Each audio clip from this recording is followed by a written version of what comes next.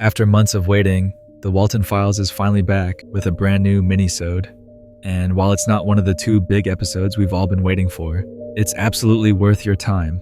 What starts off as a simple corporate training tape about a support hotline for K9 facility caretakers quickly spirals into a terrifying experience that puts one employee's life at serious risk.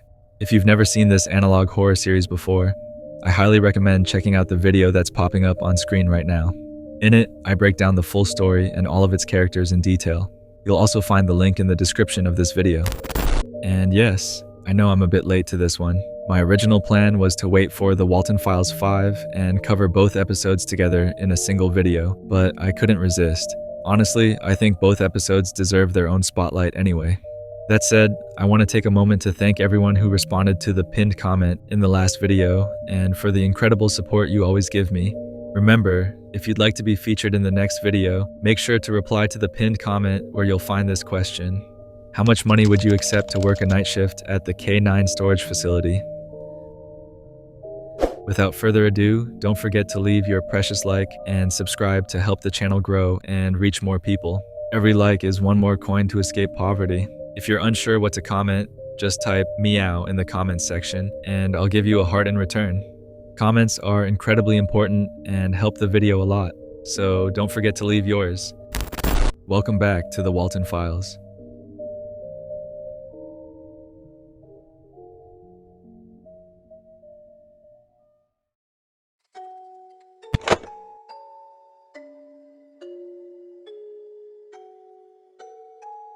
Hotline is a corporate training tape produced by Bunny Smiles Incorporated, dated June 20th, 1977.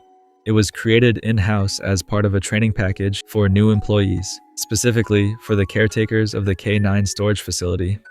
Chronologically, this episode takes place between the closure of Bond's Burgers and the failure of the Relocate project. But before diving into the tape itself, it's worth stopping to look at the video's description, because once again, Anthony makes an appearance. For those unfamiliar, Anthony is a recurring character who has recovered and uploaded most of the tapes tied to this disturbing story. He often uses the video descriptions to share relevant info about where the tapes came from or how he got his hands on them. This time, here's what he writes. Hey, mystery solvers. Found this one with my friend Danny while hiking back in Michigan. You won't believe this, but it was left in the same spot I found tapes 1 and 2. Weird. Danny told me there's apparently an error where from 3 minutes 14 seconds onwards, there's just a white screen for the remainder of the video. Sorry about that. Apparently there's no way to fix it. The tape begins with the classic BSI logo, followed by the voice of the instructor who, in typical corporate tone, welcomes both new and returning employees. He wishes them a happy summer break and hopes they've enjoyed the bonus, a gift basket filled with items focused on health, exercise, and weight loss, plus a plush toy of Billy. We then transition to footage of the K9 storage facility, the sinister warehouse where the remnants of Bond's Burgers are kept. Little Bond appears on screen dressed in his facility caretaker outfit as the narrator wishes the K9 staff good luck over the coming weeks. He remarks that maintaining such a big, dusty place can be quite a challenge. Although we already know the real challenge isn't the facility itself, but what's inside it. As he speaks, we're shown footage from inside the warehouse. The building is clearly in bad shape, with visible signs of decay and a massive vault door presumably used to secure the most important items. To help the workers manage their duties, the tape introduces the BSI hotline service, hence the episode's title. This is a nighttime phone line exclusive to K9 caretakers. It operates from 10 p.m. to 10 a.m., and the tape includes a practical example of how to use it, even showing the real phone number on screen, although it seems to be inactive now. BSI Hotline. How can I help you tonight? Hey, I just hurt my leg while doing my usual maintenance. It really hurts. Boy, I sure hope I don't bleed out. No problem. I'll send someone right away. Please stand by. The tape also mentions that if employees need help with their tasks, they can consult the training tapes stored in the lobby inside a box with the same name. During this segment, a man dressed as Cybertelly appears on screen waving next to the worn-down Bond animatronic. The instructor thanks the caretakers for keeping the roots of this ever-growing company alive, but then abruptly loses all interest in what he's saying. He lets out a long yawn and drops the corporate tone entirely. This is the first time we've seen something like this in one of these tapes, briefly breaking the formal tone and hinting that even the instructor doesn't take BSI seriously anymore, a company clearly in decline at this point in the timeline. The segment ends with a close-up shot of Bond's face and the ironic message, "Take care while you caretake." Then, the screen cuts suddenly to handheld footage from inside the K9 facility. Whoever is filming walks through familiar locations, the vault door, the main hallway leading to the back doors, and takes a few shots of Bond and Shaw. A small but telling detail. The inside of Bond's animatronic suit is stamped with the word Cyberfun, referencing Cyberfun Tech, the company responsible for providing the materials used to create the showstoppers. Despite the eerie atmosphere, everything seems calm, until suddenly the silence is broken by distant footsteps and a faint voice echoing through the halls.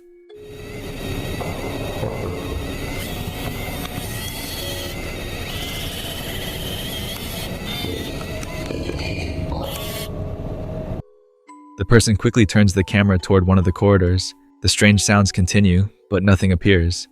And then we hit 3 minutes and 14 seconds, exactly when, according to Anthony, the screen goes completely white. This is where Anthony's tape ends. What we're about to see next is no longer a recording. We're witnessing, in real time, the man behind the camera, David Gonzalez, a night shift worker at the K9 facility, as he experiences the worst night of his life. David appears tense, sweaty, afraid. He knows something is seriously wrong with this place, so he reaches out to the BSI hotline. While he waits, he turns to glance at the hallway behind him. At first glance, you might have thought, just like I did, that this was a ghost or something similar, but it's actually just a statue. Nothing important. After what feels like an eternity, the call finally goes through. On the other end is Mike, an operator from BSI's main office, who speaks with a mocking, dismissive attitude the entire time. David tries to explain that he doesn't feel safe in the facility, that something is watching him, that he's been hearing strange noises, but Mike brushes it all off with vague, sarcastic responses, even when David mentions a foul, unbearable stench filling the building. David doesn't back down. He insists that something is wrong and begs to be taken out of there.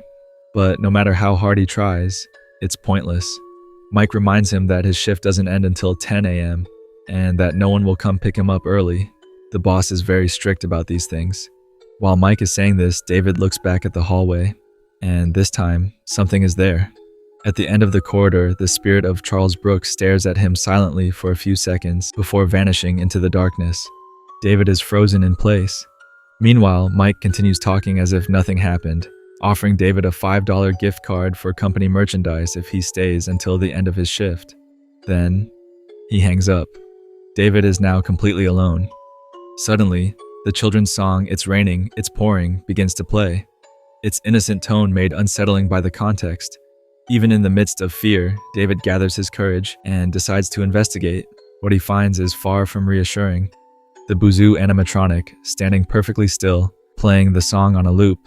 Disturbed, David steps back, looking around, spotting a baby doll and a withered bouquet of flowers hanging from the ceiling.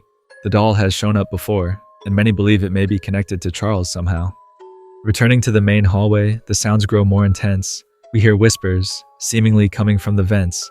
David takes out his camera to record it all, and that's when Charles Brooks' ghost fully manifests. We get a clearer view than ever of what's left of his body after being brutally murdered by Bond. Charles tries to speak, but his words are incomprehensible. From what we can tell, it seems like he's trying to warn David, and not without reason. David screams in absolute panic, but what he doesn't know is that the real threat is just about to peek through the door.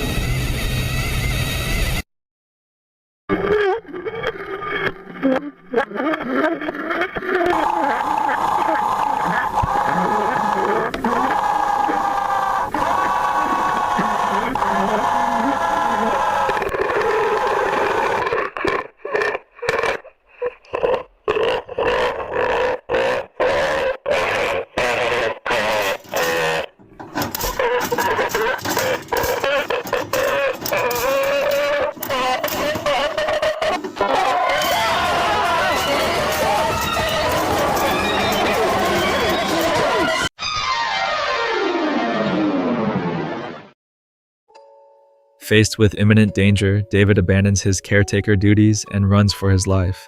Against all odds, he makes it out. He becomes the first known survivor of a direct encounter with Bond. Right at the moment when Bond lunges at him, David drops his camera in shock. But even after he escapes, the recording keeps going, and suddenly the bloody face of Charles Brooks slowly slides into frame. Then a deeply unsettling shot appears. Charles and Susan Woodings, both staring directly at us. Finally, Susan's spirit manifests, merged with the body of the Banny animatronic.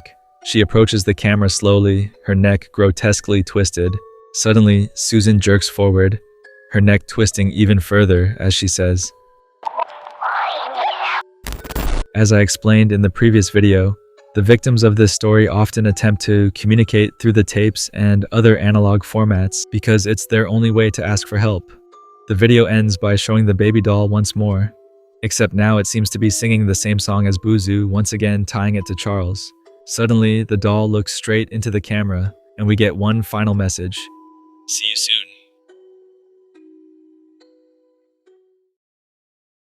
So, what did you think? Honestly, I can't wait for episodes 5 and 6 to drop. It's been confirmed they're both coming out later this year, just 1 week apart, and they'll mark the end of the Walten Files Season 1. And when the time comes, I hope you're ready for the deep dive breakdowns I'll be bringing right here on the channel. Anyway, let me know your thoughts in the comments. I love reading them. If you want more videos like this, don't forget to support this one as much as possible and share it with as many people as you can. Also, make sure to follow me on my other social media platforms, where I post exclusive content you won't find here on YouTube.